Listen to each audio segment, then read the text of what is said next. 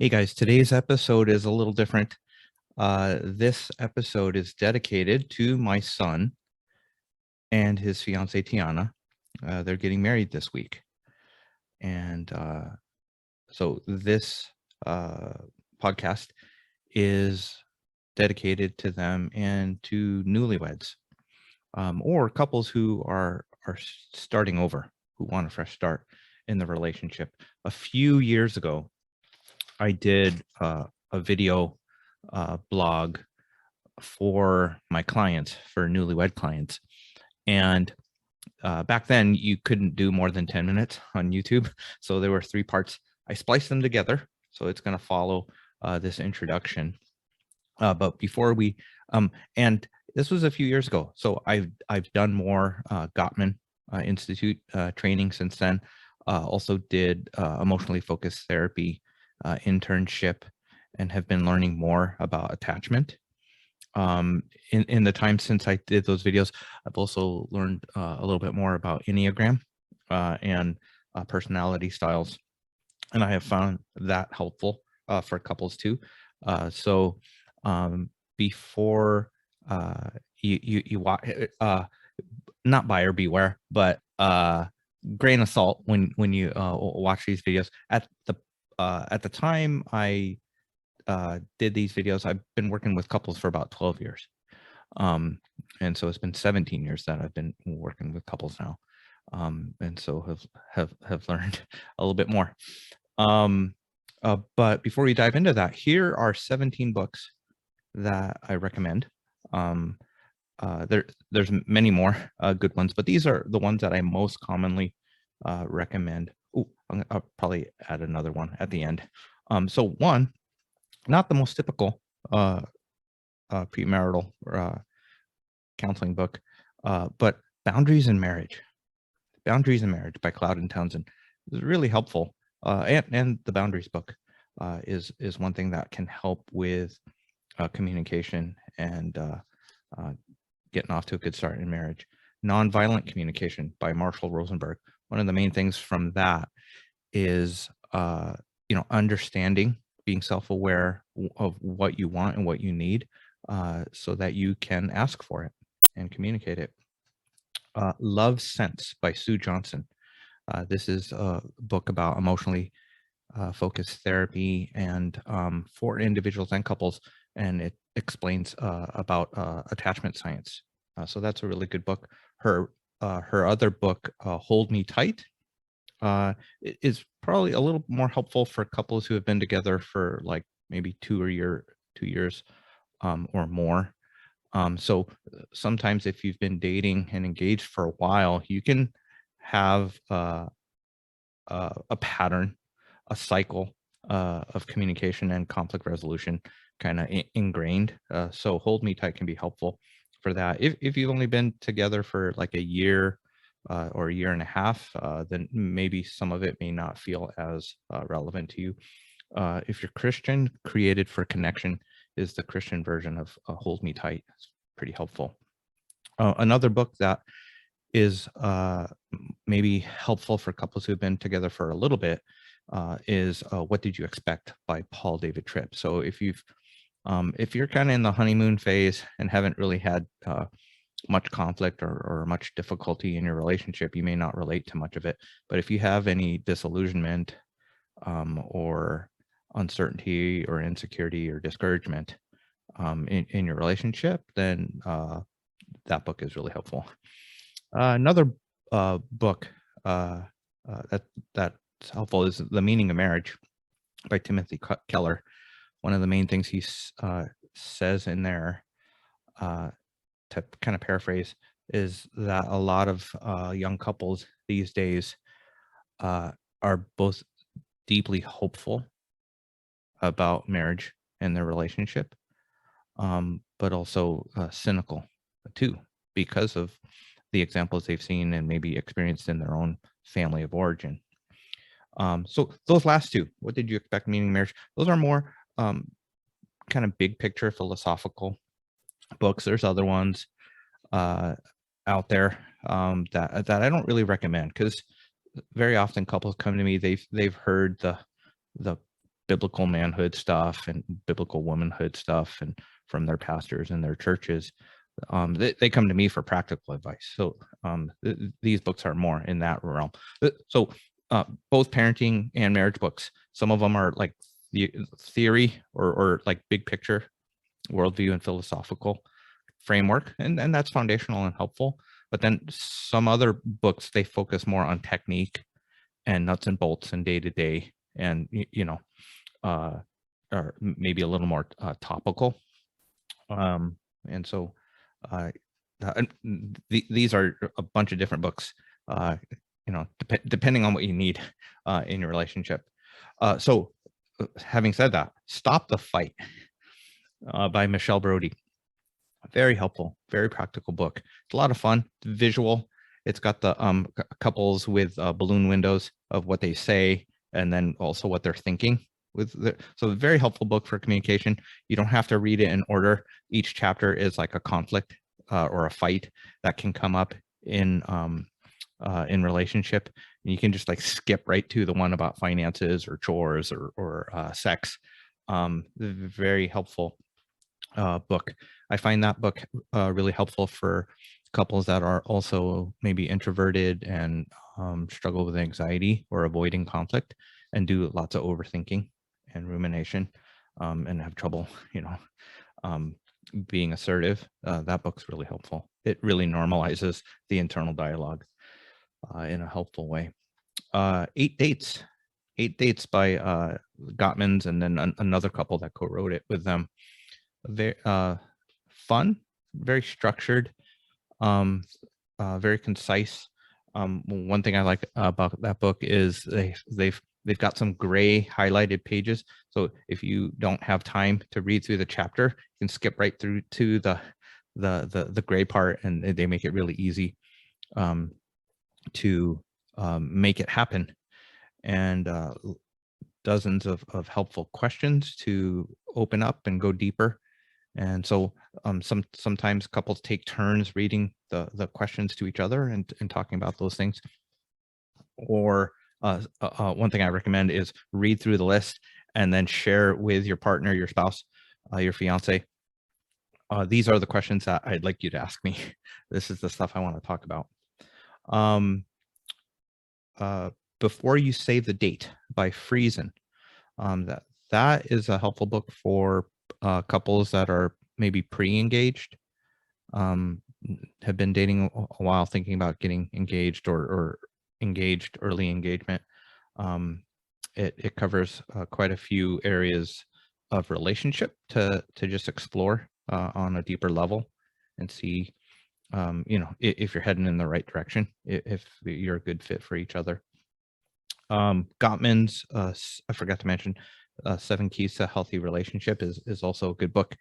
And if you're familiar with the 4 horsemen of the apocalypse in marriage, they cover that and more in their research, love maps and things like that in that book. I've kind of shifted away from that a little bit in the last couple of years, focusing more on emotionally focused therapy. But some couples really find it helpful, and yeah, it's good stuff. Another book that I find super helpful. It's been most helpful to me because when I read it, it's the book that I found that like describes my relationship with my wife Julie the most. So I found it very practical and helpful. Is Scream Free Marriage by Hal Runkle. He also wrote Scream Free Parenting. Number 12 or 13, How We Love by the Yurkovics. How We Love, in the workbook. Very, very helpful book about attachment in marriage. And you can go to their website and take a love styles assessment and then core pattern. When you and your partner take the love styles, you can see how you interact, different attachment styles. Again, that is another book kind of like Hold Me Tight, where it can help to if you've been together a little bit longer, or if you have like some real difficulty with your communication and your conflict resolution, and your past is really affecting you emotionally, whether you are very reactive or you withdraw and you shut down, and you hide, in terms of being transparent and honest, then How We Love, very helpful. 2 books based on Enneagram that can be helpful. You don't have to be an Enneagram card carrying member of the cult to benefit from Enneagram. I'm kind of like, lately, I think my friends would be surprised, I'm kind of like Enneagram agnostic right now. But many of the people that I work with find it helpful, and it could be fun. But like I don't have time to delve as deeply as some go into the Enneagram. But on like the surface level, Road Back to You and The Path Between Us by Susan Stabile and Ian Cron, the first one they co-wrote. They're pretty helpful. And like The Path Between Us, I like, because at the end of each chapter with each type, it says, if you are a 6, this is what you need to be aware of when you're in relationship with others. And then if you're in relationship with a 6 or with a 4, this is what you need to be aware of. And that can be very, it can really help with empathy, and understanding, and not taking things too personal, especially in conflict. So those are helpful. A couple books on sexual intimacy. Celebration of Sex by Rosenberg. Celebration of Sex for Newlyweds, also by them. And then The Great Sex Rescue by Sheila Gregoire. Those are a couple I'd recommend. There's a few. The Sexy Marriage radio podcast and website are also a good resource for newlyweds and also married couples. If you've been married 20, 30 years, that's also a helpful resource. So there are some books that can be helpful. If you are getting ready to get married, hopefully you're doing premarital counseling. If you are newlywed, in the last 6 to 12 months, if things are getting hard, or if you feel stuck with certain patterns or conflict, encourage you to get some help. Get off to a good start with your communication and resolution of conflict, decision making. And on my website, SovannPen.com, if you click on the tag for marriage and marriage counseling, have some other blogs and resources there. Haven't talked about marriage too much on the podcast, but episode 2 with my friend Scott Waters, he shared lots of helpful info for couples, and I did a solo episode on episode 20 also with some info about marriage. So I hope you enjoy this episode. This episode, it was not, I filmed it on my phone without the mic, and so the audio quality might not be great, but I think it comes through. And again, dedicated to my son and my daughter-in-law to be, Tiana, JJ. I hope this will be an encouragement to you if you guys listen to it, and I hope this will be an encouragement to you in your relationship. Thanks for listening, and we're nearing the end of the year. Hoping to do maybe an episode or 2 before January, depending on how busy Christmas gets. And this week's going to be busy with the wedding coming up. So if I don't hop on here again, I wish you all a Merry Christmas and a Happy New Year.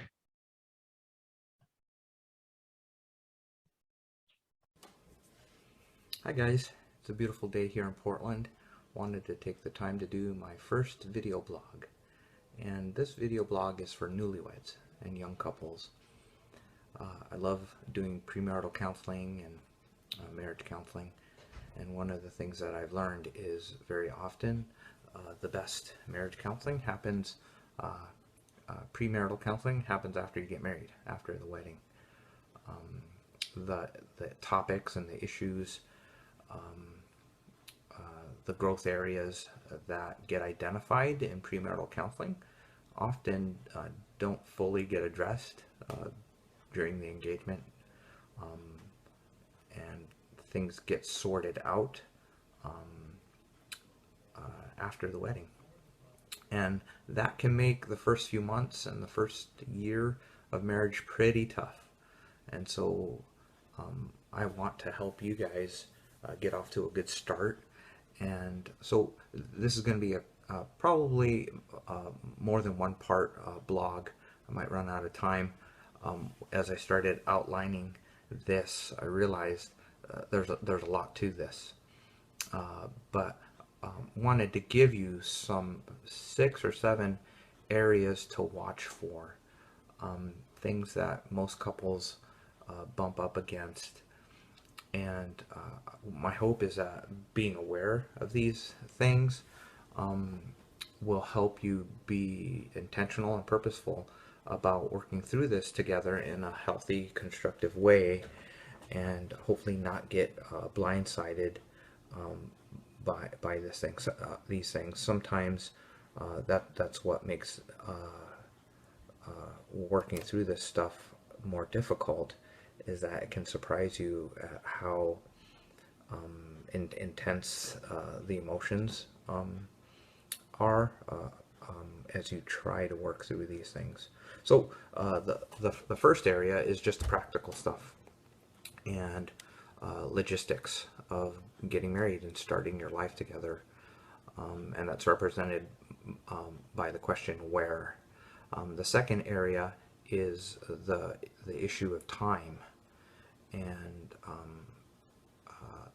related to that is the issue of boundaries. Another area is communication, and communication and conflict resolution and problem solving is huge. A bigger picture issue that comes up are issues of identity, and who am I? Who are we as a couple? Who are we going to be to each other, for each other? Another area that's related to that is the question of meaning, and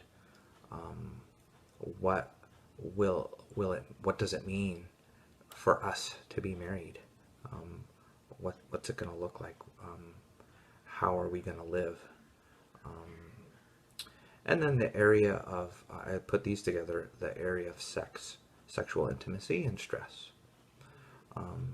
So taking a look at what do we want our marriage to look like, what do we want our marriage to sound like, and on the surface, and then on a deeper level, what's going to be the heart and the center of our marriage? What are the things that are going to define us? So start with the area, the practical area.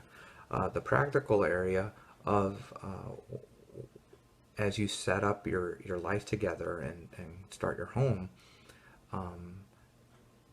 being careful with how you collaborate and work together to for your home, setting up your home. So where does stuff go on a practical level?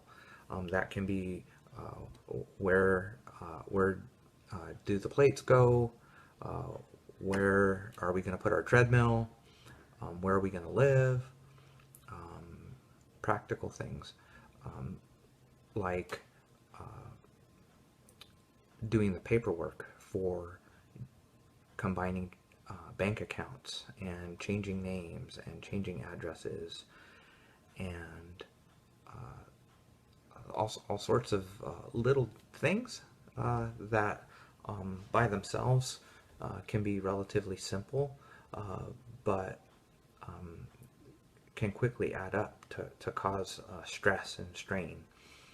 Lots of little decisions, and sometimes it can be combining homes, selling, getting out of leases and getting into a new apartment, or someone moving into a home. So figuring out where things go is an issue that couples have to deal with.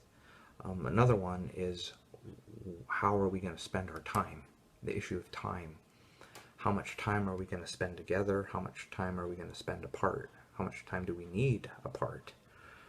And this can cause some hurt feelings and stress, because on one hand, there's this desire to spend a lot of time together as husband and wife,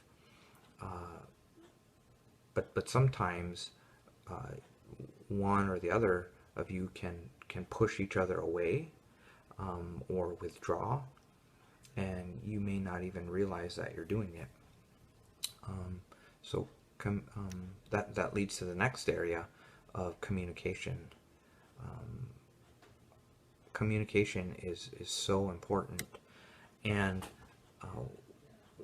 one of the things that can help as you guys make these thousands of decisions together is the principle Dr. Henry Cloud, he talks about in the book Boundaries for Leaders, that you get what you create and you get what you allow.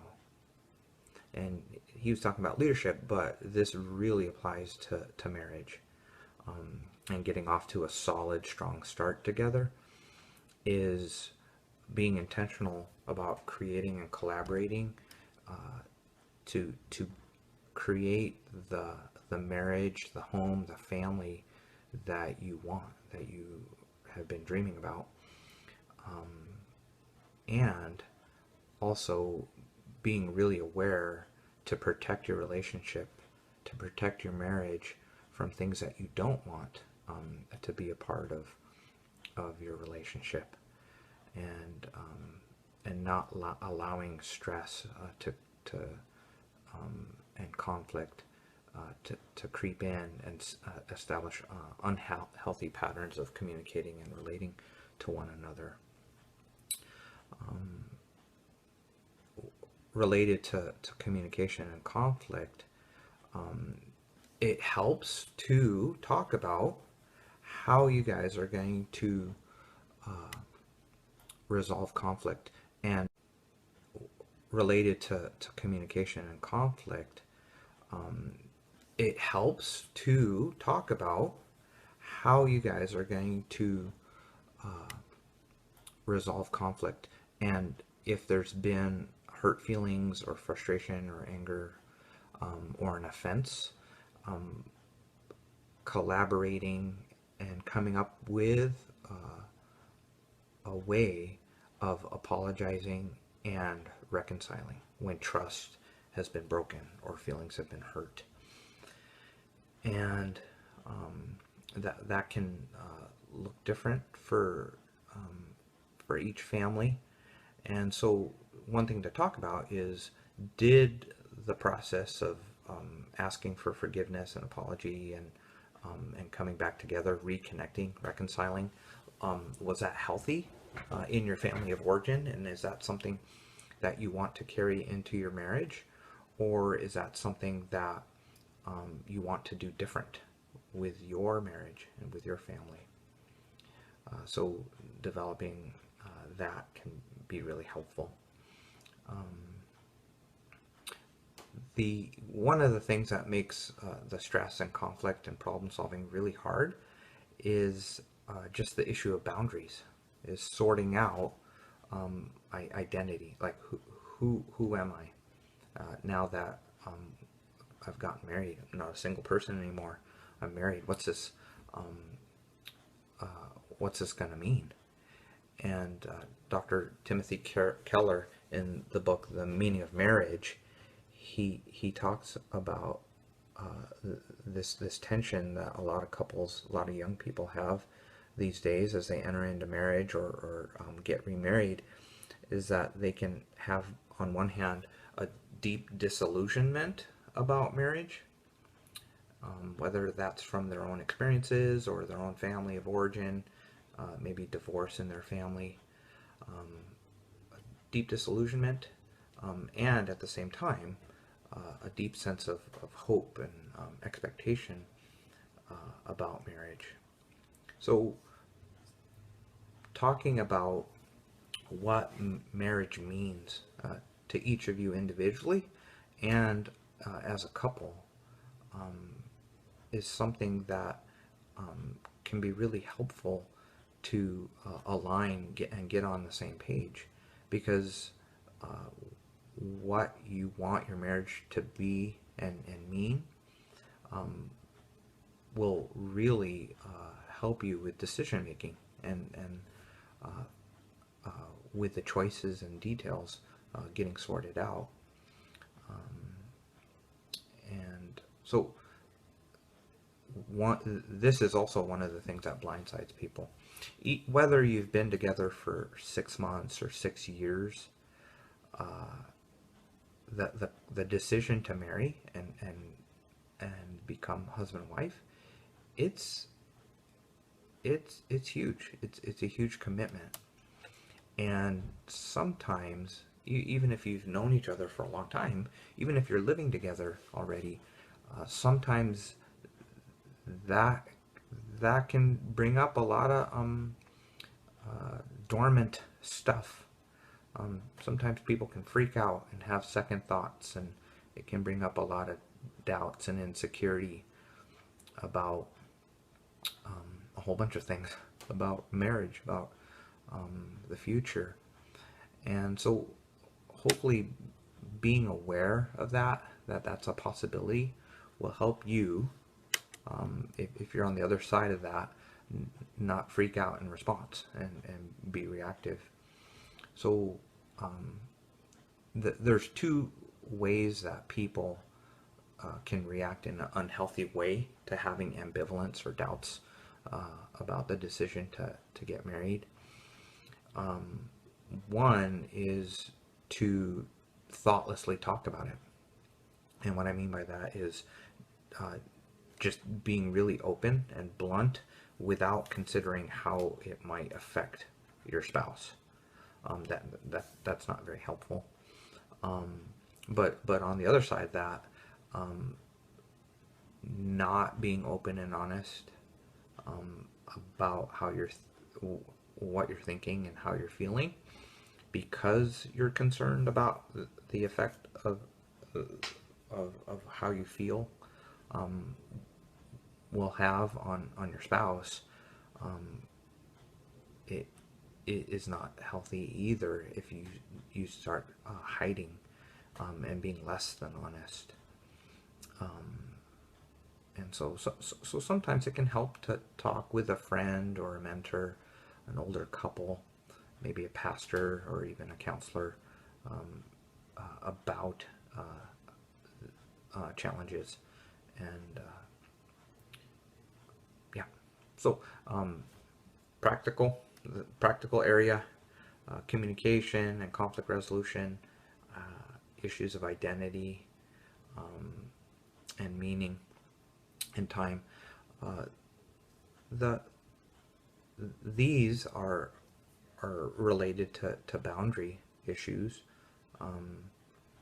The issue of where do I stop as an individual, and then where do we begin? And so a lot of the first months of marriage is making this adjustment to living pretty self-focused and all your decisions made based on being an individual, and then the adjustment to being a couple. Now, that can that's why the issue of how you spend your money, how you spend your time, can cause conflict, because you can either defer and comply and go along to avoid conflict, or you can kind of fight for your space and your time, and that's not necessarily a negative thing if you're aware of what's at stake. And so be careful with, especially when you're sorting out how things are going to look. If you're the one who tends to defer and not care as much and just kind of go along, that can be good, but be careful of not deferring too much. If you notice that you defer like 8-9 times in a row, or 8-9 times out of 10 on decisions, after a while you can that can be an unhealthy pattern, a bad habit, and that can lead to resentment and feeling unimportant or disrespected. And on the other side of that, sometimes your spouse might be happy for you to defer on decisions because they end up getting what they want in the short term, but in the long term, they want a partner. They don't want you to be passive. They can end up feeling resentful and alone too, and burdened by having to make all the choices. So as much as you can, guys, early on, even though it can be hard, try to be assertive as you can. Try to be as honest as you can, and collaborate and create a win-win, the best type of marriage and home that you want together. And you'll take turns deferring and compromising, but try not to end up feeling like a victim, or feeling like you lose all the time on decisions. Another area that can cause conflict and be hard is the area of sex and sexual intimacy on decisions. Another area that can cause conflict and be hard is the area of sex and sexual intimacy. Even for folks that are sexually active before marriage, sometimes because of all the newness and the transition, the area of sexual intimacy, physical intimacy, can be really, really tough. For couples that have chosen to wait before marriage, this can be really hard if you don't get off to a good start, because you can develop like a negative association with coming together, especially so if any emotional hurt or disappointment or frustration, or even physical challenges like physical pain with intercourse, that can set up this really tentative and fearful, anxious anxiety around coming together for physical intimacy, and it's hard to talk about. So I encourage you to make agreements about who to talk with. Some guys can feel kind of embarrassed or insecure about their wife talking to her best friend or someone at church, in small group, about the challenges in this area. So if you guys are going to talk about this with someone, try to come to an agreement so that you both feel safe. Feeling safe when sharing about this area is really important. And there's specialists here in town, marriage counselors that can really help in this area too. The other area to mention is the area of stress and negative emotions. I think this is one of the real hardest skills that couples deal with, but it's essential, is learning how to support your spouse when they're having a hard time emotionally, when they're having a bad day. A lot of conflict happens when there's poor listening or communication. And it's related to identity. Like, what role am I going to play in your life? How am I going to support you? And how are we going to communicate? What's your problem? What's my problem? And what's a we problem? What's yours? What's mine? What's ours? And one of the challenges with young couples, I had this is I had this desire for my wife to be happy, but the truth of the matter, one of the realities of life is that she's not always going to be happy, and it's not necessarily my job to make her happy. And so there's more to be said about that. But one of the things with stress is learning how to come alongside each other when stress and discouragement happen. And one of the things that can to watch for is when you're under stress, you can start to lose empathy for each other. One of the couples that I worked with, they said it so well, is when they started struggling with different things, with work and with life and with each other, is that they lost the ability to console each other.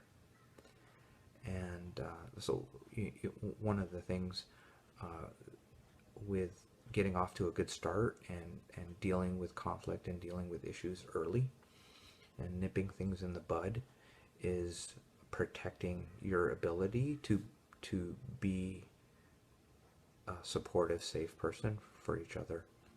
And that's one of the ironies with getting together and living together sometimes, is that when you start to struggle in relationship and in marriage, is that the person that your best friend that you turn to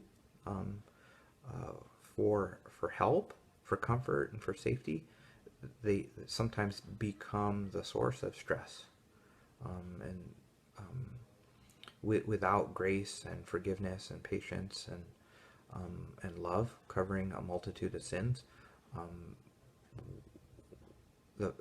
we can easily become our spouse's enemy. And so that's the thing I want to end on, is there's thousands of decisions, dozens of decisions to make, and there's going to be lots of mistakes and missteps along the way. So starting each day as a new day, renewing your commitment to each other, being gracious and merciful and forgiving is essential to to not let hurt and distance and bitterness enter in and drive you guys apart. So if you got married this summer, I hope you're getting off to a good start. I hope this year, despite how challenging it might be, I hope it'll lay a great foundation for the rest of your lives. Maybe you're watching this and you've been married for a while. I hope it's encouraged you to address some of these areas in your life. Feel free to ask questions or give your feedback in the comments. And there's a lot that I didn't say today, and so I'll probably either write more or do more video blogs. Take care, guys. Have a great summer.